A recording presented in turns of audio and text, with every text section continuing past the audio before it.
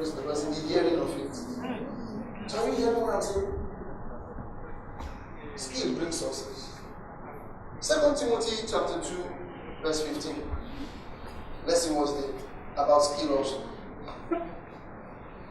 Study to show yourself what? Approved. Study to show thyself approved of God. Can you see? I'm a Christian. He's talking to Timothy. Timothy is not unbeliever. Timothy was a pastor. This book was written to a pastor.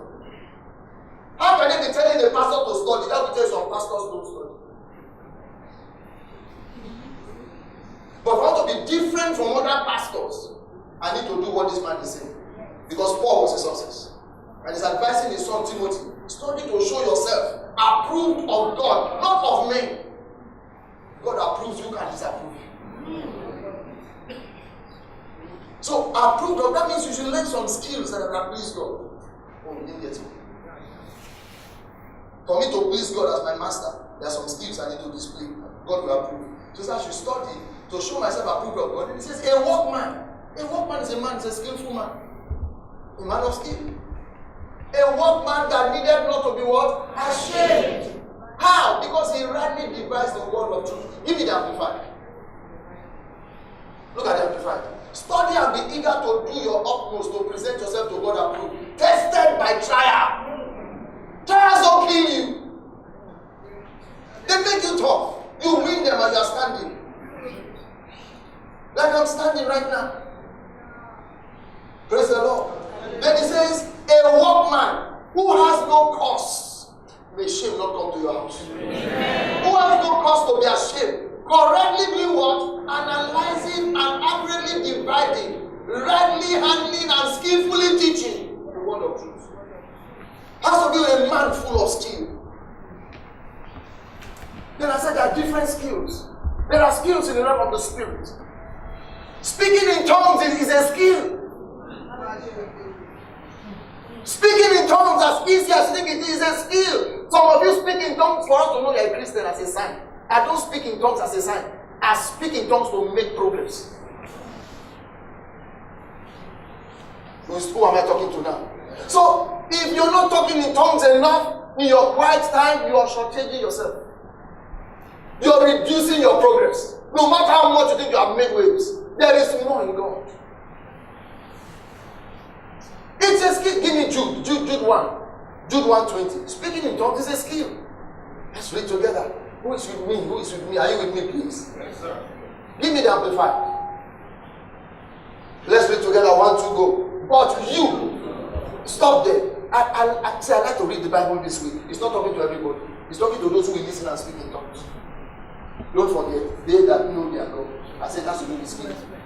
You will do exploits. He's giving you one of the ways to do exploits in the kingdom of God. He says what? You, everybody. This is a church. You, talking to Jude. Praise the Lord. But you, beloved, build up who? Yourself.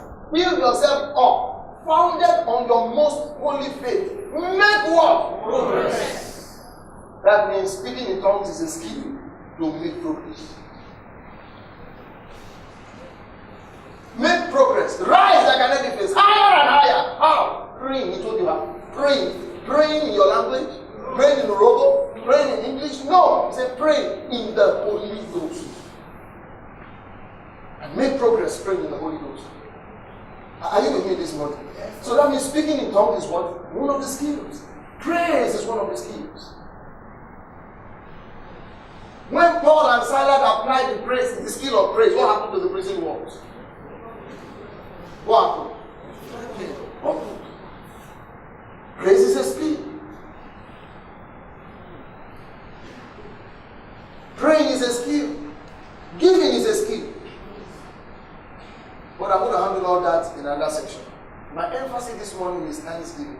Thanksgiving is a skill. Thanksgiving is a skill. Thanksgiving is a skill. Let's look at some scriptures. John chapter 5, verse 19. John 5:19. Then answered Jesus and said unto them, Very, very, I say unto you, the Son can do nothing of himself, but what he seeth the Father do. The Son can do nothing of himself, but what he seeth the Father do. For what things soever he doeth, these also doeth the Son likewise. It means everything we saw Jesus. He performed miracles, he spoke to people, everything he did on earth was what he saw the Father did. What the Father approved, what the Father taught him to do. Am I right? That's exactly what he did according to the scripture. Am I right? Yes. So let's now go to the story in Luke chapter 7. Luke 17 from the story. Luke 17 from the story.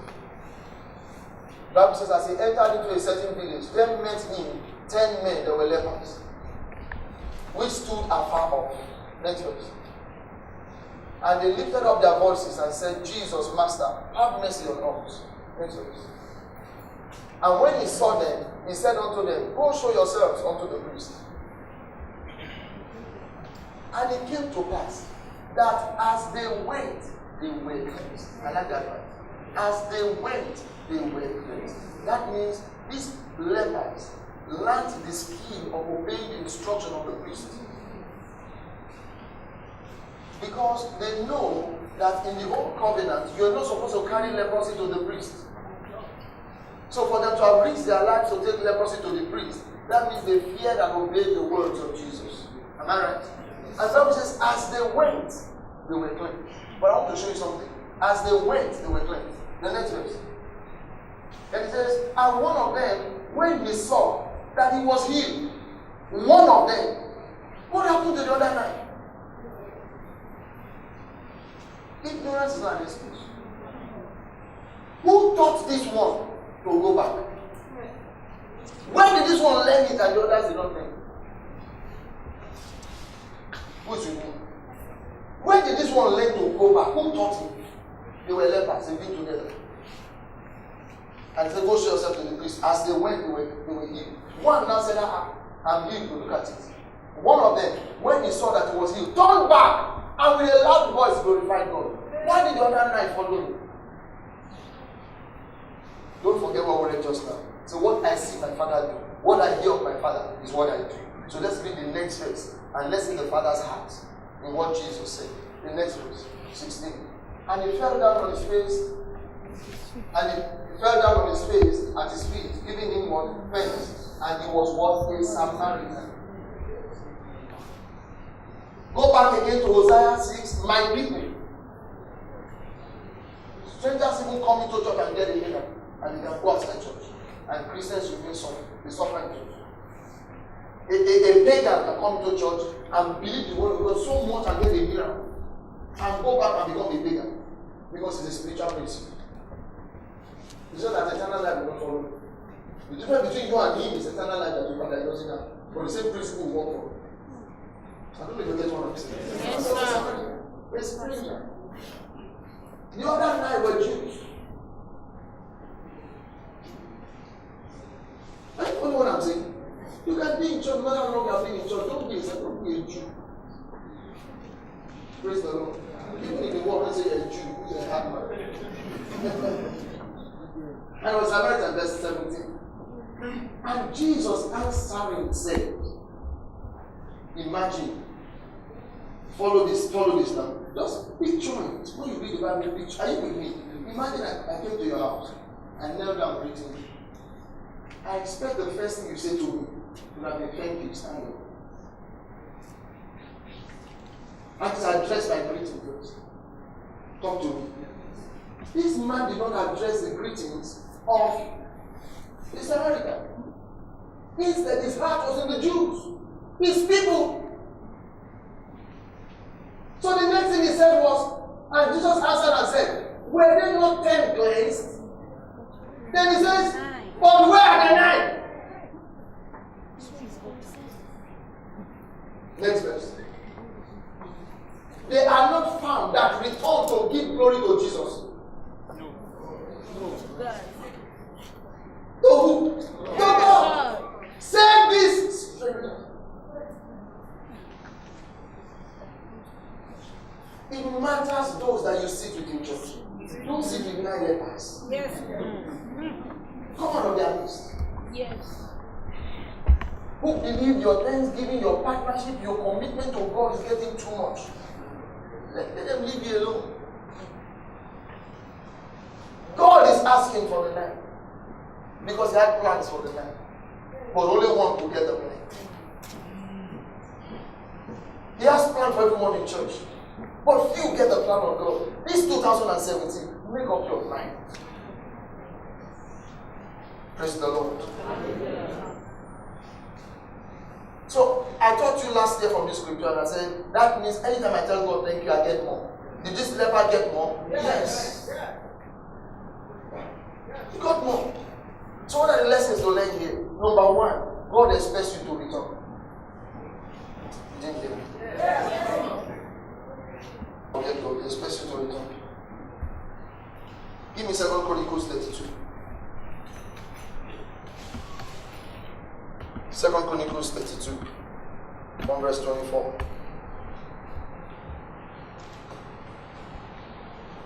2 Chronicles 32.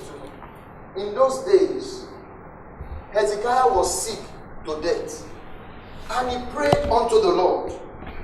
Is somebody with me?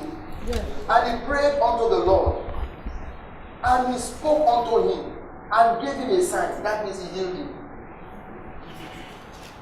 Next verse. Is the next verse that links to the leper. That's what I'm showing the character of God to every human being. The next verse that says, but Hezekiah rendered not again according to the benefit done unto him. What does it mean by render again according to benefit done? That means thanksgiving, even when you thank God, the measure of your thanksgiving should equate or even be bigger than what was done for you. He says he rendered not again according to benefits done. What does it mean by render not again according to benefit done? Give me the new Living Translation. NLT. Then I'll read the Living Bible to you.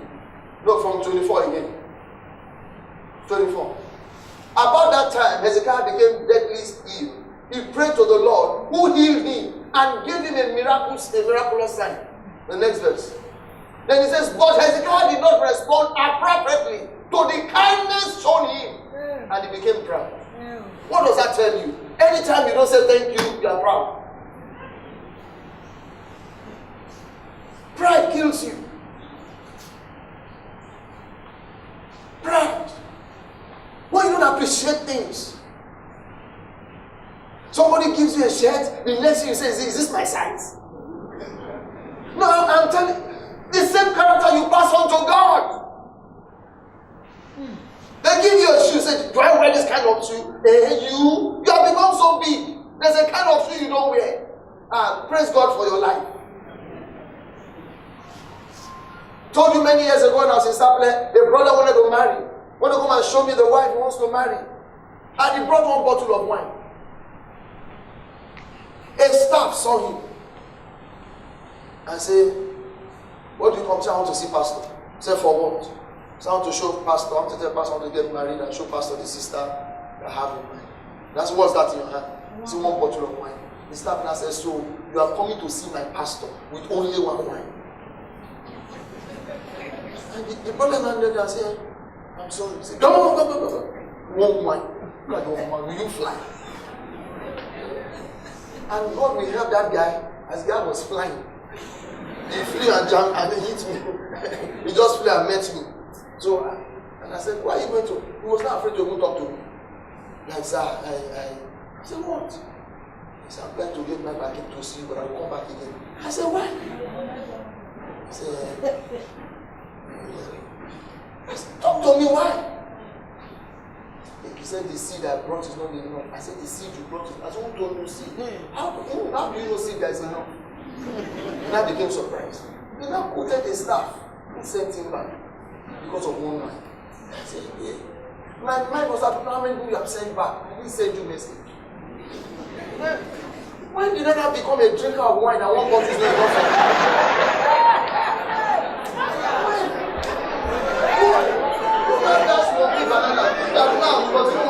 How many do I drink? So I called his staff and said, you sell this? Do you know that that's all the guy could buy? Even if he's a very rich man and iPhone in his pocket.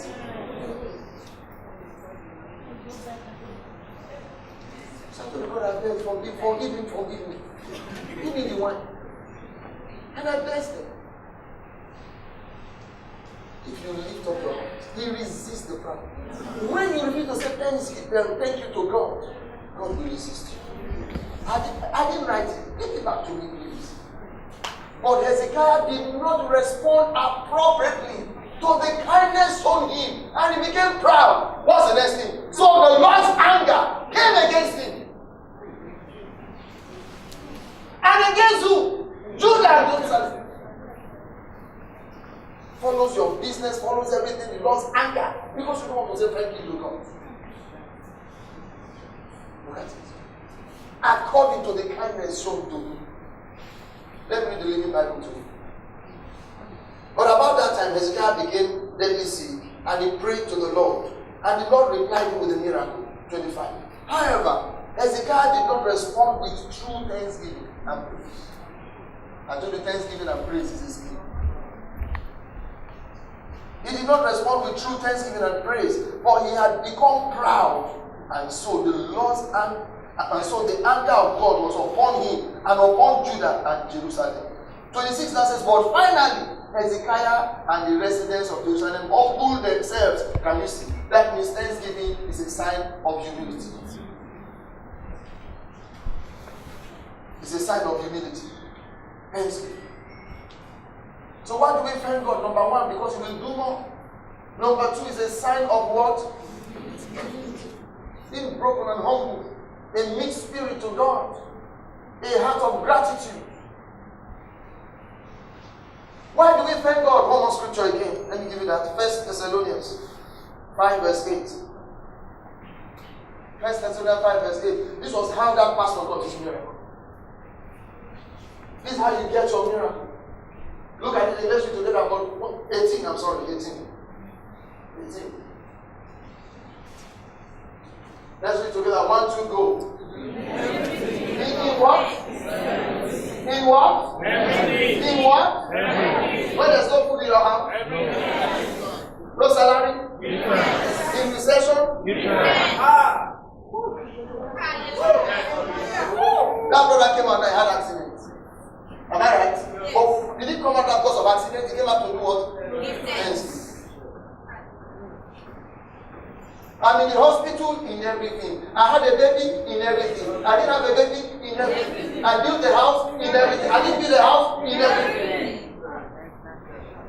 So I thank God number one because he will do more when I thank him. I thank God number two because it shows that I'm humble to him. I thank God because it's a sign of gratitude to him. I thank God because it's his will. Whether the conditions are appropriate or not appropriate, physically, circumstances around me are right or wrong, I will give God praise because it is his will. It is his will. He has willed it into my life that I should be thankful. I repeat, ask all those that serve me. To my last daughter, I've said that here a lot of times. They don't give me a glass of water without me telling them thank you. Sometimes my last daughter pursues me to my room to help pull my shoe. I don't say because it's a responsibility. No. Thank you. They help me carry my Bible. As they drop it there, thank you. It's not a right. It's a privilege. It's not a right. How old am I? Telling me, I see people tell me, good morning, sir, good morning, sir, good morning, sir, good morning, sir, good morning, sir, good morning, sir. So I should not tell them, thank you, sir. The old woman that is like your mother's age will tell you, good morning, sir, say, how you doing? Bless you, bless you, bless you. Bless you. Tapping the back. God help you. Because you are the CEO. And now you have passed that arrogance to God. Because I've got an attitude now, you are passing to God. That's how you greet God also. Praise the Lord. Let's read it again. 1, 2, go. In everything, give thanks. For this is the will of God in Christ concerning you. That means there is a key, there's a skill there. It concerns you to give him thanks in everything. There's something he wants to do. If you give him that tenth, there's something he wants to do, but you must give him that tenth. Till the leper came to say thank you, God couldn't do that thing. Till Hezekiah said thank you, God couldn't do that thing. Give me Jeremiah, verse 30, chapter 30, verse 19. Jeremiah 30, 19. Look at it again. It says, out of them shall proceed what? Thanksgiving. And the voice of them that make what? Merry. And I will. You will do the first part before it does the second one. What's the next one? Multiply you. Can you see? That is why it is his will concerning you to give him thanks. When you give him thanks, you increase. Let me tell you, my thanksgiving for the past 15 years has never been the same. 15 years of my life. I can tell you, every year. I'm not talking about my monthly thanksgiving. I'm talking about yearly thanksgiving. And I find myself always increasing because I'm multiplied every year. So why is that not your own experience? If it's your experience, it becomes a skill. You now learn life. I thank God with this. I know that this year will be like this for me. So it becomes my plan to ensure that I thank God in a particular way. It's a skill. In everything. This is the will of God concerning. Then it says, out of them shall proceed thanksgiving, the voice of them that make merry, and I will multiply them, and they shall not be few. Then it says what? I will glorify them, for they shall not be small. Next verse, verse 20. It's not true yet. Oh, their children also shall be what? As at for time, and their congregation shall be established before me. And I like this part. I will punish them. You know, I always tell staff members, listen, I've learned a lot in Christ Embassy. I learned a lot as I came to Christ Embassy. I've learned a lot. That's why I can be the way I am. I came in, I started as a staff. But the last place I worked, where I came in, I was the operations manager. Where over 100 and some people tell me, sir, every morning. Then I came to church to be washing the car of the pastor. When I had drivers and cars in my house.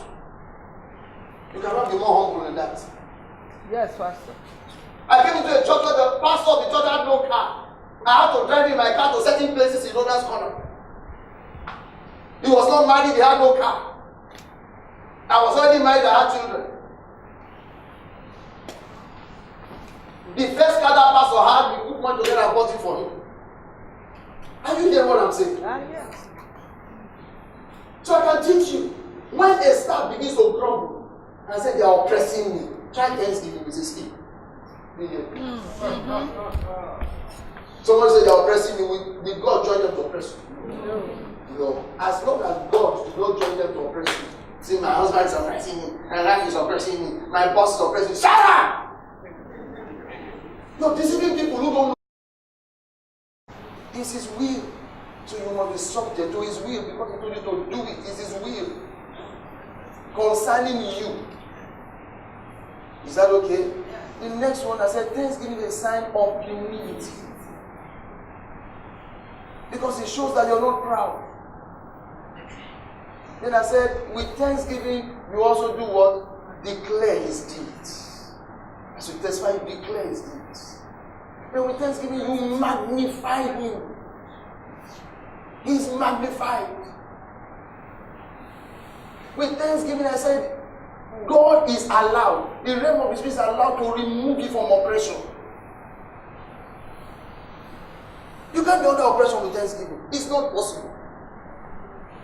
Because God wants to showcase you. So you cannot put on that one that will oppress your promotion. I don't get what I'm saying. He wants to continue to give you testimonies for him to. Because God likes it when you tell him. Look at what David did with Goliath. God likes when you tell everybody that God is big. He wants to show himself strong through you. Praise the Lord. Praise the Lord. So write those things down and get ready to celebrate him big.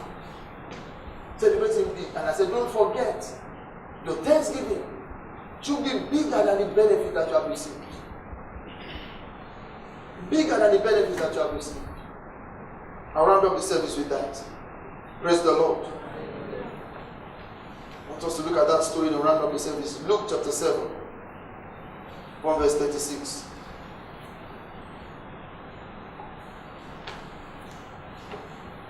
Luke 7 from verse 36. It says, and one of the Pharisees desired him that he will eat with him. And he went into the Pharisee's house and sat down to meat, as to food, to eat. Next verse. He says, and behold, a woman in the city. Listen to this parable. A woman, it's something I'm not telling a parable. A woman in the city, which was a sinner, when she knew that Jesus sat at meat in the Pharisee's house, brought what? An alabaster box of ointment. Next verse. And stood at his feet behind him, weeping, and he began to wash his feet with tears, and wiped them with the hair of her head, and kissed his feet, and anointed him with the ointment. Imagine the audacity of this woman, touching Jesus like this. Next verse. Now, when the Pharisee which had bidden him saw it, he spoke within himself, saying, this man, if he were a prophet, he would have known who and what manner of woman is this that touches him. For she is a sinner. There are people in church like that, they know how to judge other people, apart from themselves. If pastor knows this lady that is the highest partner, they will not take her money in church. They are the one that know money that they should take. You don't know any money that touches the altar becomes sanctified. Praise the Lord. It's the truth. But it's whether the blessing comes back to you that matters. Because all the money belongs to God. So instead of to put the money in armed robbery and some silly things is better than God. So to be challenged to good things. You know what I'm saying? But for the blessing to come back to you, you need to understand why you give. That's another subject. Praise the Lord. Then the next verse. Because now, he's saying this woman is a sinner. That means this ointment was have been gotten from, sinful acts. And he came to pour it on Jesus. Are you catching the picture now? Must be a prostitute and bringing perfume to give Jesus. And Jesus took the perfume on his body. Anything that touches him becomes clean. And Jesus answering said unto him, now look at the first miracle. Did you see the first miracle there? This man said to himself, how did Jesus say? And Jesus is not a prophet. What you were just saying to yourself, you just answered you. Imagine you came to a house, you were just thinking, and I gave you the answer. Won't you know? I carried a little baby yesterday, I was dancing with him. I said, fine baby. I said, talk to me now. Talk to me now. And I told the father, if this baby actually talks to me, we all of us take off. He would say, Pastor, how you doing? Praise the Lord. No, we just say some things sometimes, you don't know what we're saying. That's it when I come myself and say, talk. Say something, baby, say something. And I not ask myself, if this baby say something now, what will happen? And Jesus answered, said unto him, Simon, I have somewhat to say unto you. And he said, Master, say on. Okay, next verse. There was a certain creditor which had two debtors. One owed him 500 pence. Some of you answered me this question. One owed him 500 pence, and the other 50. One owed him 500 pence, and the other 50. Next verse. And when they had nothing to pay back, he frankly forgave them both. Tell me therefore, which of them will love him the most? Now imagine, you're owing me 500,000 naira. Somebody else is owing me 50,000 naira, and I forgave both of you. Who will love me the most? Who will love me the most? Some say both, some say 500,000. Yeah?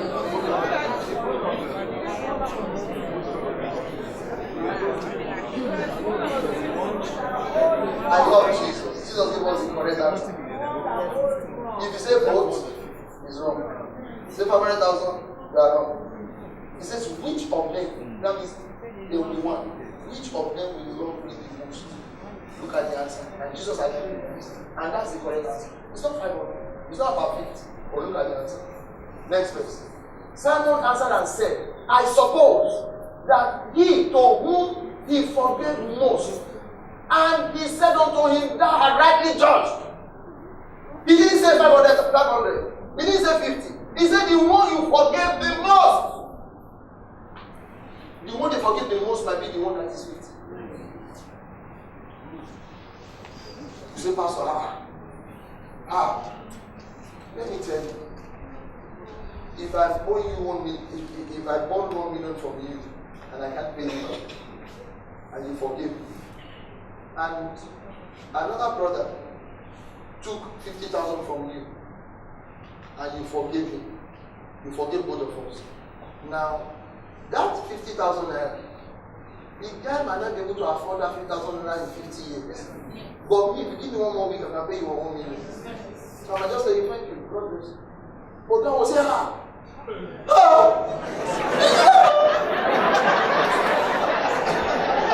Are you getting it now?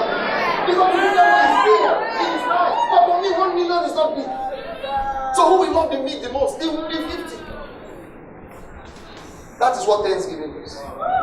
Your Thanksgiving will show how much you love God.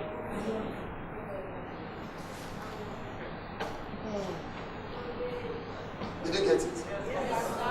So it's a sign. That's why he said, when we read about Hezekiah, he said Hezekiah did not render back according to the benefit done.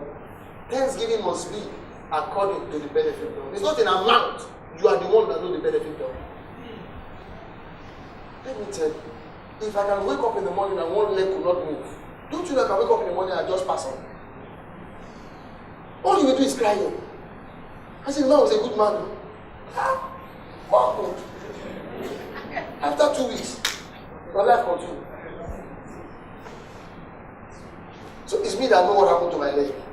And I know how to thank God. It might look small to you. Let me tell you, you might think the one who had an accident to thank God more than me. But I know what happened to my leg. Oh, you didn't get me. I know you are the one who knows what happened to your finger. You don't have to be crossed by a trailer to know that God helped you. I'm walking now. I'm the one that know what I went through in 3 days. It's not by driving. I told my mom, I said, it's not by saying I'm afraid to go to it, at least I'm down. No, you can get one. I'm just always saying, I don't really like the airplane. I don't they travel small, so I do like that day.